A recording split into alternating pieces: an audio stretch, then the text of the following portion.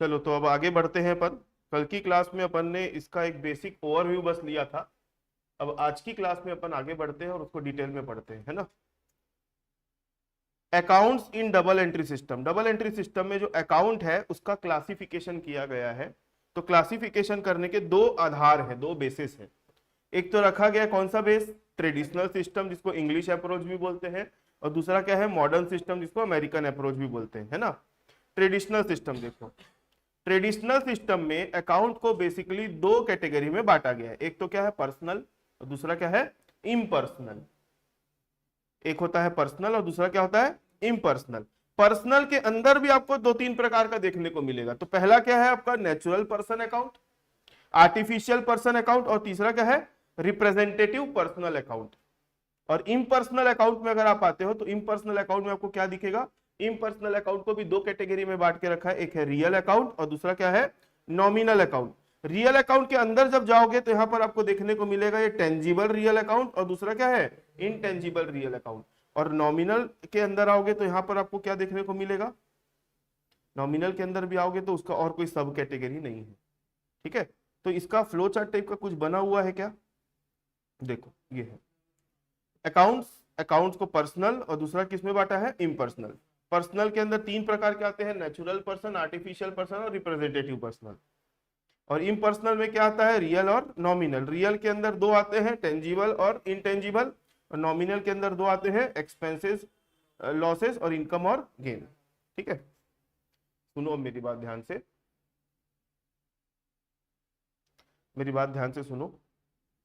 क्या होता है इसमें है ना, आपको एक ऐसा क्वेश्चन आ सकता है, बोल देगा कि बताओ स्टॉक हमारे लिए किस टाइप का अकाउंट है, बताओ स्टॉक किस टाइप का अकाउंट है, पर्सनल, रियल, नॉमिनल। और उसके अंदर भी सब कैटेगरी में भी पूछ सकता है। पूछ लेगा मोहन, मोहन बताओ कैसा अकाउंट है, ऑप्शन ही नहीं देगा पर्सनल अकाउंट का। तो आपको अंदर का ऑप्शन दे सकते हैं natural person account, artificial person account और रिप्रेजेंटेटिव पर्सनल अकाउंट। तब आपका जवाब क्या होगा कि मोहन क्या है, एक नेचुरल पर्सन अकाउंट है। एक्स लिमिटेड, एक्स लिमिटेड एक कंपनी है, तो आर्टिफिशियल पर्सनल अकाउंट। और एक होता है रिप्रेजेंटेटिव पर्सनल अकाउंट, तो जिसके बारे में अपन अब डिटेल में पढ़ेंगे। ठीक है, चलो एक एक करके स्टार्ट करते हैं। In traditional system accounts can be mainly divided into two parts. पहला होता है पर्सनल और दूसरा क्या होता है इम्पर्सनल। पर्सनल अकाउंट देखो, personal account, account open with name of any person, firm, company और institution are known as personal account. Such as account of Vinay Patel, account of Shantilal and bros, account of Shyam and company, account of Durga Mahavidyalaya, account of Dena bank, capital account of owner of business, drawings account of owner of business. ये कुछ आपको account दिखेंगे जो किसको represent करते हैं, personal, सब personal account है। ठीक है, आगे बढ़ते हैं। With the help of personal account, it is known that how much amount is receivable from any person or institution or how much amount is payable.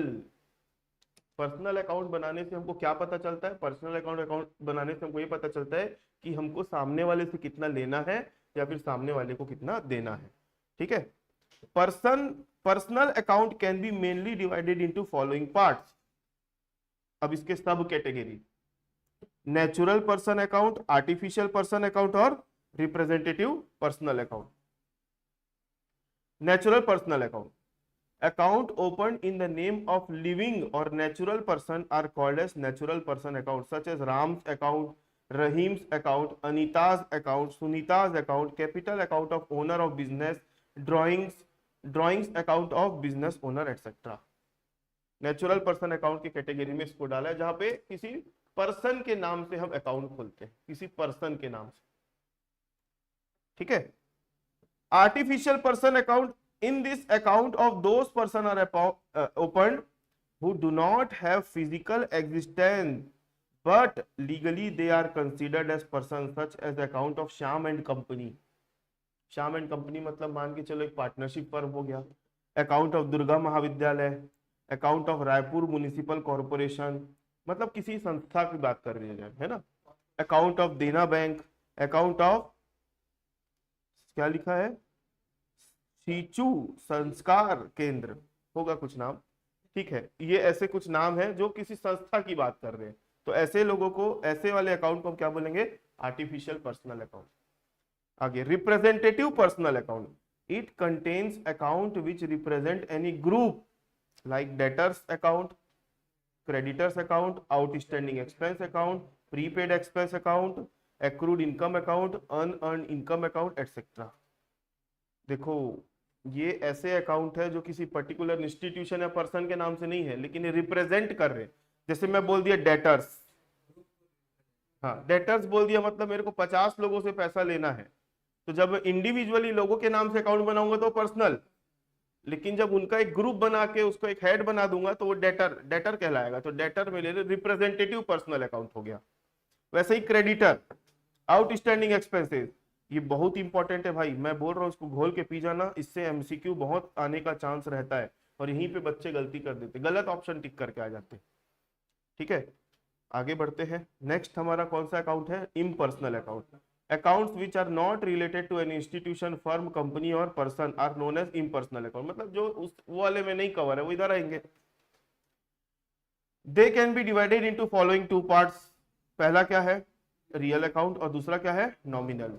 Real account का मतलब अगर मैं क्लियरली बोलूं तो वस्तुओं से आप समझ सकते हो रियल अकाउंट मतलब किसमें आएगा, वस्तु। अब वस्तु दो टाइप की हो सकती है, जिसका फिजिकल एक्सिस्टेंस है उसको अपन इंटेंजिबल, सॉरी टेंजिबल बोलेंगे, उल्टा बोल दिया मैंने। जिसका फिजिकल एग्जिस्टेंस है उसको हम क्या बोलेंगे, टेंजिबल। और ऐसी वस्तु जिसका फिजिकल एग्जिस्टेंस नहीं है लेकिन हमारे बिजनेस में एग्जिस्ट करती है तो उसको हम क्या बोलेंगे, इंटेंजिबल। जैसे कुछ एग्जांपल दे सकते हो आप लोग, गुडविल, तो वो हमारे बिजनेस के लिए काम करती है। उसके बाद और कोई ऐसा नाम बताओ, पेटेंट हो गया, कॉपीराइट हो गया, कंप्यूटर का सॉफ्टवेयर, कंप्यूटर का हार्डवेयर नहीं, कंप्यूटर का सॉफ्टवेयर, वो हमारे, जैसे मैं अभी आप लोगों को जिस ऐप से पढ़ा रहा हूँ वो ऐप को मैं छू सकता हूँ क्या, नहीं। मैं तो छू रहा हूँ तो मोबाइल को छू रहा हूँ या फिर कंप्यूटर को छू रहा हूँ, वो अंदर बैकग्राउंड में काम कर रहा है तभी तो मैं आप लोग तक पहुंच पा रहा हूँ या जो भी आप लोग पढ़ पा रहे हो उससे। तो कंप्यूटर सॉफ्टवेयर भी एक प्रकार का इंटेंजिबल एसेट है। ठीक है, नो हाउ, नो हाउ भी एक प्रकार का इंटेंजिबल एसेट होता है। तो पढ़ लेते हैं चलो, real account. Under this account, under this accounts related to those items are opened whose purpose of purchase is to conduct business operation smoothly and to arrange various facilities like land account, building account, machine account, cash account, goodwill account etc.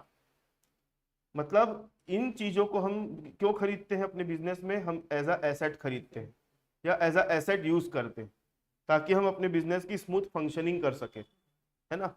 Real account shows the value of asset of the business in terms of money. At the end of the year, it is mentioned at asset side of the balance sheet. Real account को कहां दिखाते हैं, balance sheet के asset side में। आ जाओ आ जाओ। Real account को दो कैटेगरी में डिवाइड किया गया है।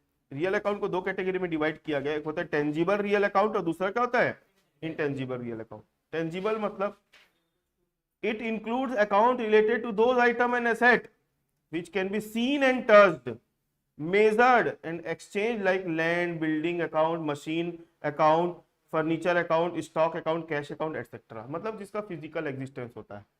और इंटेंजिबल रियल अकाउंट किसको बोलेंगे, it includes account related to those item and asset which cannot be seen and touched but can be measured in terms of money। मतलब देखो टेंजिबल अकाउंट की कैरेक्टरिस्टिक क्या बोल रहा है, जिसको हम देख सकते हैं, छू सकते हैं और जिसको मनी के फॉर्म में मेजर कर सकते हैं। और इनटेंजिबल रियल अकाउंट में क्या बोलता है, जिसको हम छू नहीं सकते, देख नहीं सकते, लेकिन मनी के फॉर्म में मेजर कर सकते हैं। तो ऐसा कोई होगा उसको क्या बोलेंगे, इंटेंजिबल रियल अकाउंट। इसमें क्या आता है, गुडविल अकाउंट, कॉपीराइट अकाउंट, और भी लिख सकते हो आप यहाँ पे नाम, कंप्यूटर सॉफ्टवेयर, है ना, पेटेंट, नो हाउ, ये सब आप नाम डाल सकते हो। शेयर्स, शेयर्स इसके बारे में मैं थोड़ा आप लोगों से डिटेल में चर्चा करूंगा। कब? जब मैं आप लोगों को कॉर्पोरेट अकाउंटिंग पढ़ाऊंगा ना तब। एक काम करो ना भाई, सीधा सा डबल ये आ गया है, ये जो पोर्शन दिख रहा है ना आप लोगों को, कल मैंने मिटाया भी था, एक याद करो, देखो यहाँ दिख रहा है नंबर, ये डबल आ गया है, इसको काट दो। ठीक है, ये पैराग्राफ ही हटा देते अपन।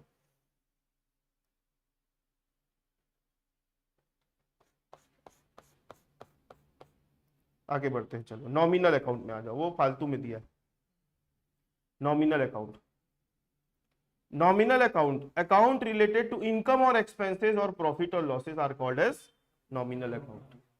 ऐसा कोई अकाउंट जो किससे रिलेटेड है? इनकम या एक्सपेंसेस से या फिर प्रॉफिट और लॉस से। ठीक है, such as rent account, interest account, salary account, discount account etcetera. These account shows amount incurred or amount received on various head during the particular period.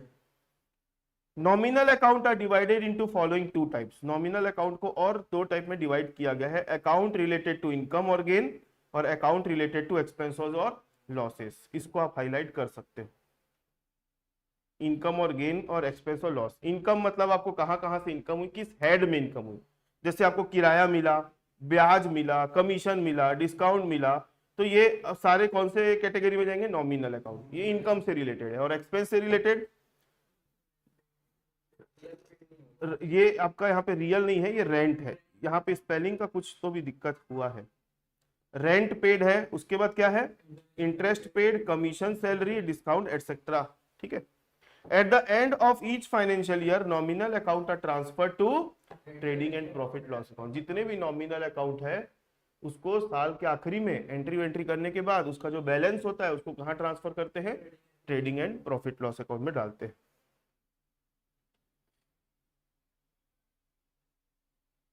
ये नोट पढ़ते क्या लिखा है? when the word like accrued, unearned, outstanding, prepaid are joined with account of income, gain, expenses, losses, then they are treated as personal account। बहुत important बात बोल दिया। खाली अगर रेंट बोल दिया, सुनो, खाली अगर रेंट बोल दिया, खाली अगर डिस्काउंट बोल दिया, खाली कमीशन बोल दिया, तो वो सब क्या? नॉमिनल। लेकिन उसके साथ अगर नाम के आगे आउटस्टैंडिंग, एक्रूड, अनअर्न्ड और क्या लिख दिया है? प्रीपेड, वीपेड, ये सब लिख दिया है, तो वो हमारे लिए एसेट और लायबिलिटी के कैटेगरी में चला जाएगा। समझना, जैसे रेंट है तो हमारे लिए खर्चा है, आउटस्टैंडिंग रेंट है तो लायबिलिटी है, तो वो चीज फिर कौन से वाले में चला जाएगा? पर्सनल। लेकिन पर्सनल में भी कौन सा पर्सनल? पर्सनल में भी तीन तो था। एक था कौन सा वाला? नेचुरल। दूसरा क्या था? आर्टिफिशियल। तीसरा रिप्रेजेंटेटिव पर्सनल में चला जाएगा। ठीक है, तो इससे ये क्या बोल रहा हूँ, ये बहुत इंपॉर्टेंट है आप लोगों के एमसीक्यू के लिए भाई।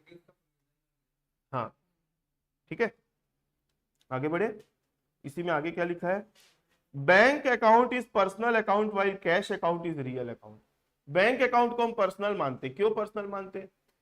क्योंकि वो संस्था है, क्योंकि वो एक संस्था है। और अगर पर्सनल भी मान रहे हो तो कैसे वाला पर्सनल मानोगे?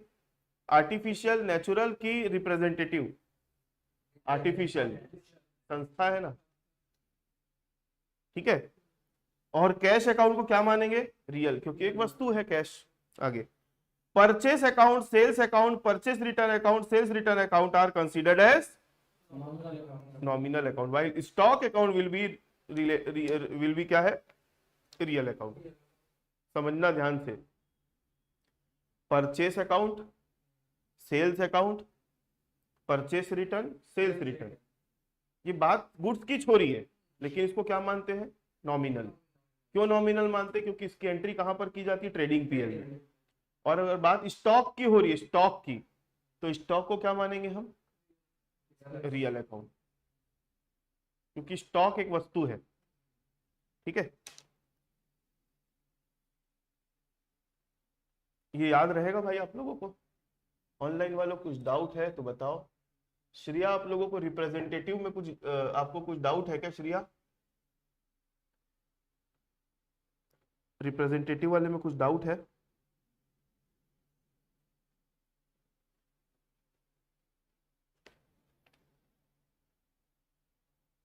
अच्छा, उसने शायद आंसर दिया होगा ऐसा लग रहा है। चलो आगे बढ़े। तो ये तो अपन ने कर लिया। अब rules of debit credit under traditional approach, इसको छोड़ो साइड में, अपन यहां पर बात करते हैं।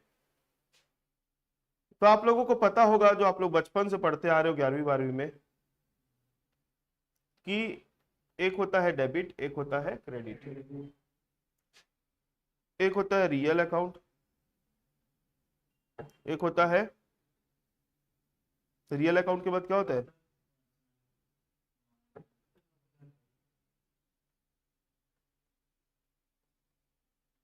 ठीक है।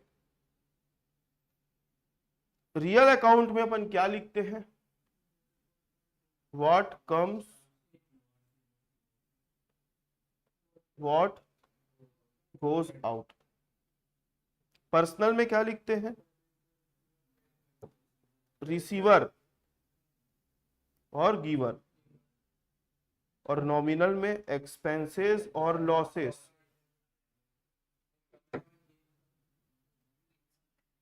Income and gain. ये एकदम स्टार्टिंग से अपन जब अकाउंट के उसमें पहला कदम रखे थे कॉमर्स के फील्ड में, तो सिखाया गया होगा अपने को।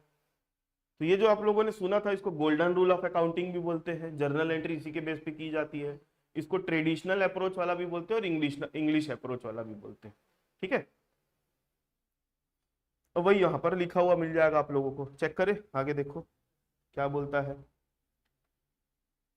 In traditional system, the rules of debit and credit related to personal account, goods or asset account, and income and expenditure or profit loss account are under as impersonal account is classified into real and nominal। जो impersonal account की बात कर रहे हैं उसकी बात कर रहे हैं, है ना। Rules related to personal account, personal account का रूल क्या है बताओ? डेबिट द रिसीवर और क्रेडिट द गिवर। वो पूरी पूरी बात को पढ़ोगे तब समझ में आएगा। Debit the receiver of goods, debit the receiver of service, debit the receiver of amount. मतलब मैं आपको कुछ भी दे रहा हूं तो आप रिसीव कर रहे हो, तो मैं आपको कोई गुड्स दूंगा या सर्विस दूंगा या फिर पैसा दूंगा, तो कुल मिला के आप रिसीव करने वाले हो, तो आप डेबिट हो गए। और क्रेडिट मतलब giver, giver of the goods, giver of the service और गिवर ऑफ द अमाउंट। तो इसका अगर ओवरऑल अपन कंक्लूजन बोले, डेबिट द रिसीवर और credit the giver. Rules related to real account, real account में क्या बोला जाता है? डेबिट गुड्स और asset when comes into business, credit goods और asset when goes out from business. तो debit what comes in, credit what goes out. और nominal account क्या बोलते हैं? Debit all expenses and losses और credit all income and gain. ठीक। The above rule of debit and credit of traditional system or English system can be explained as under। तो ये वही चीज लिखी है, बार बार उसको रिपीट करने की जरूरत नहीं है। अब ये एग्जाम्पल है, ये मैं आप लोगों को होमवर्क दे रहा हूँ। एक आध ठोक अपन प्रैक्टिस कर लेते क्या बोलना चाह रहा है, उसके बाद फिर अपन आगे बढ़ेंगे। इलस्ट्रेशन नंबर 1, लास्ट लाइन पढ़ो क्वेश्चन की क्या है। Prepare a statement showing the account to be debited and account to be credited along with reason. चलो पहला पढ़ लेते। Vinod commenced the business with ₹10,000 in cash on 1 January 2020। Vinod ने 10,000 रुपए लगा करके 1 जनवरी 2020 को अपना बिजनेस स्टार्ट किया। तो देखो डेट में हमने क्या डाला? 1 जनवरी 2020। नेम ऑफ अकाउंट, अब यहाँ पर कौन कौन से अकाउंट डेबिट क्रेडिट होंगे? अब विनोद को क्रेडिट कर सकते थे। क्यों कर सकते थे? पूरा इसके पीछे लॉजिक बता रहा हूं। देखो कभी भी आप अकाउंटिंग करोगे ना, तो बिजनेस और उसके ओनर को अलग अलग अस्तित्व मानते हैं, ये पता है आप लोगों को, एंटिटी कॉन्सेप्ट बोलता है ये। तो ओनर जो भी बिजनेस में लाएगा, तो आप अकाउंटेंट हो भाई, आप ओनर मत समझ लेना अपने आप को। आपको बिजनेस में बैठ के चीजों को देखना है। तो ओनर ने जब पैसा लाया, तो बिजनेस में पैसा आया कि गया? आया। क्या आया? कैश आया। कैश क्या है? Real account. बिजनेस में आया क्या? आया कैश आया। ठीक है। अब यहां पर दूसरा क्या हो रहा है? ये कौन है? ओनर। ओनर क्या है? कैश दे रहा है, अमाउंट दे रहा है, गिवर है, गिवर। तो पर्सनल अकाउंट का क्या रूल होता है? गिवर क्रेडिट करते हैं। ठीक है। अब विनोद कौन है? इस बिजनेस का ओनर है, एक पर्सन है। लेकिन बिजनेस के ओनर को कभी भी अपन उसके नाम से अकाउंट नहीं बनाते, हम उसके अकाउंट को क्या बनाते हैं? कैपिटल अकाउंट के नाम से, कैपिटल अकाउंट। तो कैपिटल अकाउंट को क्या करेंगे, क्रेडिट, क्योंकि यहां पर एक प्रकार से क्या कर रहे हैं, गिवर है। ठीक है, तो यही बोल रहा है कैश अकाउंट और कैपिटल अकाउंट होगा, एक रियल अकाउंट है और दूसरा क्या है, पर्सनल अकाउंट है। कि कितनी अमाउंट डेबिट होगी, 10,000, कितनी अमाउंट क्रेडिट होगी, और यहां पर पढ़ो क्या लिखा है, कैश आ रहा है और cash given by the owner, ऐसा। तो आप लोग अब बाकी का एक बार पढ़ लेना, कोई बहुत बड़ी चीज नहीं है ना। हाँ, ये इस चीज के ऊपर एमसीक्यू आ सकता है। ठीक है, अब अपन बात करेंगे मॉडर्न सिस्टम और अमेरिकन अप्रोच। ये इंपॉर्टेंट है, मतलब इंपॉर्टेंट तो सभी है जो पढ़ रहे हैं। यहां पर है ना, मॉडर्न सिस्टम में वो अकाउंट के हिसाब से क्लासीफाई नहीं करता चीजों को, रियल पर्सनल नॉमिनल की बात ही नहीं करता। पहले बोलता है कि, पढ़ लेते चलो, the rule of debit and credit in modern system और American approach is based on accounting equation. The rule of debit and credit in modern system or American approach is based on accounting equation। accounting equation के आधार पे इसका debit credit decide होता है। these are sorry, there are होना चाहिए, यहाँ पे these लिखा है, THERE होना चाहिए। ठीक है, there are mainly 3 elements of accounting equation. एक होता है एसेट, दूसरा क्या होता है लायबिलिटी, तीसरा क्या होता है capital. In this, capital increases by profit and decreases by loss. On the basis, it can be written in the following manner. तो एसेट इज इक्वल टू क्या है, liability plus capital plus revenue minus expenses. मतलब ये जो 3 चीज लिखी हुई है ना, ये कैपिटल का ही पार्ट बन रही है। ये जो प्लस माइनस किए है ना, उसको हमने कैपिटल में एडजस्ट किया। ऊपर लिखा है ना कि कैपिटल किससे बढ़ता है, प्रॉफिट से, और कम किससे होता है, लॉस से। तो देखो, रिवेन्यू हमारी होगी तो हमको प्रॉफिट ही होगा, और एक्सपेंस होगा मतलब हमारा लॉस हो रहा है एक प्रकार से। तो कैपिटल को ये दोनों एडजस्ट करता है, बढ़ाता कम करता है। तो ये अकाउंटिंग इक्वेशन क्या बन गया, assets is equal to liability plus capital, और कैपिटल में ये दोनों का एडजस्टमेंट दिखा रहा है प्लस माइनस करके। तो टोटल कितनी चीजें हो गई, 1 2 3 4 5। आगे बढ़ने से पहले एक चीज आप समझना, हर चीज का अपना नेचर होता है। जैसे एसेट्स की बात करूं ना, तो एसेट डेबिट नेचर का आइटम होता है। एसेट किस नेचर का आइटम होता है, एसेट का नेचर होता है डेबिट। जैसे आग का नेचर होता है गर्म और पानी का नेचर होता है ठंडा, तो वैसे एसेट का नेचर होता है डेबिट, लायबिलिटी का नेचर क्या होता है, क्रेडिट, कैपिटल का नेचर क्या होता है, क्रेडिट, रिवेन्यू का क्रेडिट, और एक्सपेंसेस का डेबिट। ठीक है, नीचे क्या लिखा है अभी अपन उसको छोड़ते हैं, यहां पे समझना। ये आग जल रही है मान लो, उसमें आप और आग डालोगे, आग में और आग भड़काओगे और आग डालोगे, तो आग बढ़ेगी कि कम होगी, बढ़ेगी। ये पानी है, इसमें और पानी डालोगे तो पानी बढ़ेगा कि कम होगा, नहीं बढ़ेगा, क्योंकि सेम सेम नेचर वाली चीज हो रही है। अब ये आग है, इसके ऊपर आप पानी डाल रहे हो, तो आग कम होगी कि पानी कम होगा, सॉरी आग बढ़ेगी कि कम होगी, उल्टा पूछ गया, आग कम होगी। अगर ये पानी है, इसमें आप आग डालोगे तो पानी कम होगा कि बढ़ेगा, तो डिपेंड करता है सामने वाले के वॉल्यूम के ऊपर। भाई अगर आग बहुत सारी है, समझना, आग बहुत सारी है और पानी 1 मग्गा बस डाल रहे हो, तो ऐसे डाले पानी आप, तो भाई पानी की जितनी क्षमता होगी उतना एरिया को तो बुझाएगी कि नहीं बुझाएगी। मान लो, चलो अमाउंट से बताता हूं, आग 1 लाख रुपए की लगी है और पानी आप 1,000 रुपए का डाले हो भाई अगर मेजरमेंट करें, हम अकाउंटिंग पढ़ रहे तो इससे ही मेजर करेंगे ना, तो 99,000 की आग बचेगी कि नहीं बचेगी। वैसे ही अगर अपन पानी की बात करें, पानी 1 लाख का पड़ा है, हम उसमें आग 1,000 की डाल देते हैं, तो आग जब जाएगा तो अपने हीट से थोड़ा बहुत तो पानी को भाप बना के उड़ा देगा, पूरा नहीं कर सकता लेकिन थोड़ा तो इफेक्ट डालेगा। अब आग भी 1,000 की है, पानी भी 1 लाख का है, और आग भी, ये दोनों 1-1 लाख का है, तो क्या होगा, बराबर, खत्म, बराबर हो जाएगा। तो यही डेबिट क्रेडिट है भाई, इसको समझना आप लोग। डेबिट क्या बोलता है, सॉरी डेबिट, ये कल मिटाया था ना, 1 मिनट, तो मैंने आप लोगों को भी नेचर के बारे में बताया। एसेट का नेचर क्या होता है, डेबिट, और लाइबिलिटी का नेचर क्या होता है, क्रेडिट। कैपिटल का नेचर क्या होता है, रिवेन्यू का, क्रेडिट, और एक्सपेंसेस का। तो देखो एसेट्स, एसेट अगर बढ़ रहा है तो उसको क्या करते हैं, डेबिट, और एसेट अगर कम हो रहा है तो क्या करते हैं, क्रेडिट। ठीक है। लाइबिलिटी की बात करूं, लाइबिलिटी अगर बढ़ रही है तो क्या करेंगे, क्रेडिट, और लाइबिलिटी कम होगी तो क्या करेंगे, कैपिटल, कैपिटल बढ़ेगी तो, और कम होगी तो डेबिट। रिवेन्यू, रिवेन्यू बढ़ेगी तो क्रेडिट, और कम होगी तो, और एक्सपेंस, एक्सपेंस बढ़ेगा तो डेबिट और कम होगा तो क्रेडिट। डिपेंड करता है उनके नेचर के ऊपर। अब यही सारी बातें बता रहा होगा, एक बार पढ़ लेते हैं अपन। लेकिन यहाँ पर पहले एक्सप्लेनेशन है, बाद में रूल्स फॉर डेबिट क्रेडिट की बात होगी।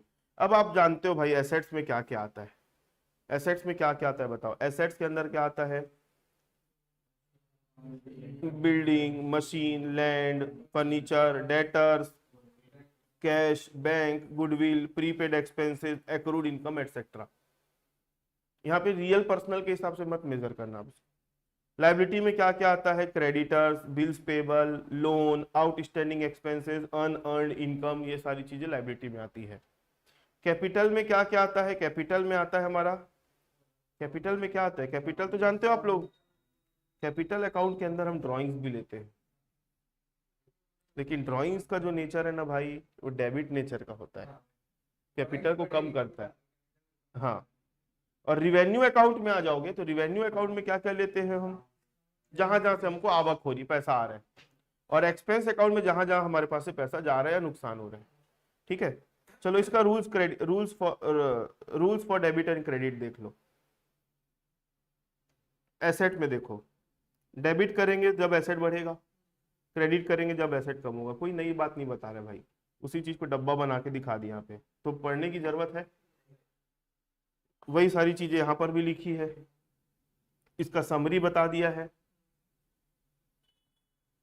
वही चीज है। ये पेज पूरा मान के चलो अब आपका ऑलरेडी डिस्कस्ड है, बोल सकते हैं। एक एग्जाम्पल है, ये एग्जाम्पल बहुत इंपॉर्टेंट है, आप लोग कर लेना। क्यों कर लेना, इससे एमसीक्यू आ सकता है।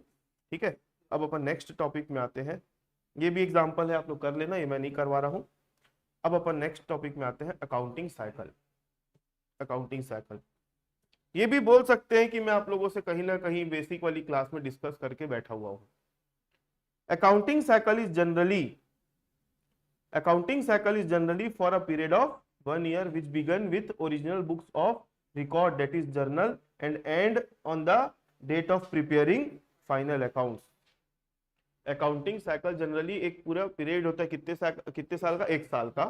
ठीक है, जो शुरू कहां से होता है, जर्नल एंट्री जहां से करना स्टार्ट करोगे उस डेट से स्टार्ट हो जाता है। मान के चलो 1 अप्रैल फाइनेंशियल ईयर है तो, और खत्म कहां होगा, जिस दिन आप अपने फाइनल अकाउंट बनाओगे 31 मार्च, उस दिन।